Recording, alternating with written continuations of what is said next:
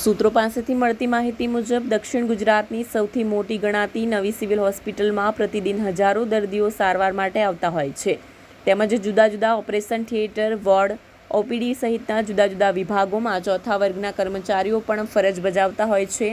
તે દરમિયાન આજે સવારે ચોથા વર્ગના આ કર્મચારીઓ અચાનક હડતાળ ઉપર ઉતરી ગયા હતા અને આરએમઓ ઓફિસની બાજુમાં આવેલ બેંક ઓફ બરોડા પાસે ભેગા થઈ ગયા હતા।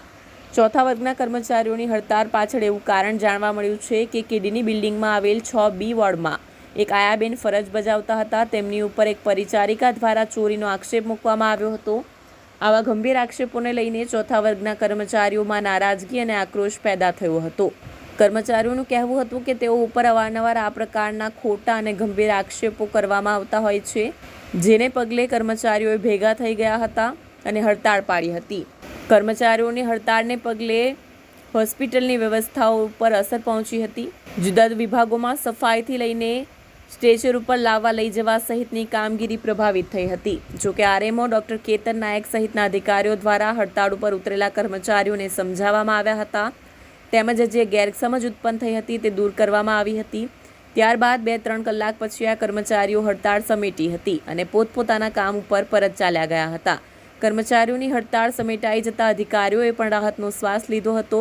જો કે બીજી બાજુ એવું પણ કહેવામાં આવી રહ્યું છે કે કર્મચારીઓએ દ્વારા આ રીતે હડતાળ પાડી દર્દીઓને બાનમાં લેવાના પ્રયાસો કરવામાં આવ્યા હતા। મારું નામ હિરોપાબેન પ્રવીણ પાટીલ છે। બરાબર, અમે લોકો સફાઈ કર્મચારી વાળા છે, અમે લોકો કામ કરીએ છીએ ફર કરસ વાળા, તો અમે લોકોને કોઈ ઇજ્જત નથી આપતા અને સિસ્ટર લોકો મેન્ટીને ટોર્ચર કરે છે, તો અમે ફોર કરસ વાળાને की इज्जत નથી की हमके।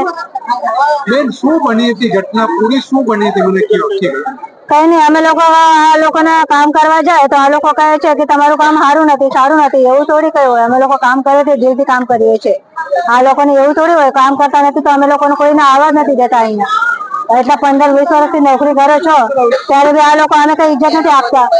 એવું થોડી છે કઈ સફાઈ વાળા હોય તો આ લોકોને કતા બીકમાં જાય છે, એવું થોડી ના જોઈએ અમે લોકો। આજે તમે હડતાલ ઉપર ઉતરા છો, આજે શું ઘટના બની છે? કેટલી બહેનો હડતાલ પર નથી ઉતરેલા અમે લોકો। શું છે આ ઘટના? શું છે બેન?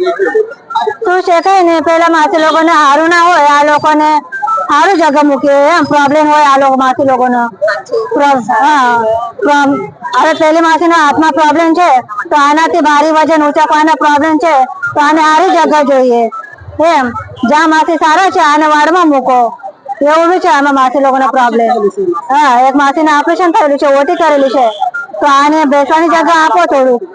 તો જેના ઘરે પ્રોબ્લેમ હોય આમ માસી લોકો કામ છોડી દે તો પછી એને ઓર નથી તો પછી આ નોકરી કરવા તો આવે જ ને। હવે આનાથી ભારી વજન ના ઉચકાય તો પછી શું કરવાનું? આને તો સફેદ જગ્યા મૂકવું જોઈએ ને, આને સારા નથી કોઈના, તો આ લોકો અમે લોકો સપોર્ટ નથી આપતા, નીચે સિસ્ટર લોકો બી નથી સપોર્ટ આપતા।